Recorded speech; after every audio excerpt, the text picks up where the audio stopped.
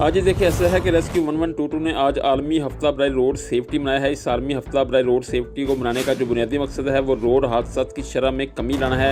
इन ख़यालात का इजहार आलमी हफ्ता बराए रोड सेफ्टी के मौके पर district emergency officer rescue 1122 Rifat Zia ने किया। इनका कहना था कि पंजाब में तकरीबन हर 1.5 मिनट में एक हादसा रेस्क्यू 1122 को रिपोर्ट होता है, जबकि गुजरांवाला की अगर बात की जाए तो जहाँ रोज़ाना 50 से ज़ायद रोड ट्रैफिक हादसा रूनुमा होते हैं। रेस्क्यू 1122 गुजरांवाला में 1,78,000 से ज़ायद ट्रैफिक हादसात में फौरी सर्विस फराहम कर चुका है। 83% से ज़ायद हादसा सिर्फ मोटरसाइकिल से मुंसलक हैं। DE और रेस्क्यू 1122 रिफत ज़िया का मज़ीद कहना था कि रेस्क्यू 1122 हादसात की रोकथाम के लिए तरजीही बुनियादों पर काम कर रही है। आलमी हफ्ता बराए रोड सेफ्टी के मौके पर DE और रेस्क्यू 1122 रिफत ज़िया ने शहरियों से भी अपील की और कहा कि हादसात से बचने के लिए शहरी ट्रैफिक कवानीन की सख्ती से पाबंदी करें। बाद इस हवाले से सेंट्रल रेस्क्यू स्टेशन से गुजरांवाला चौक तक आगाही वाक़ का इनेकाद भी किया गया।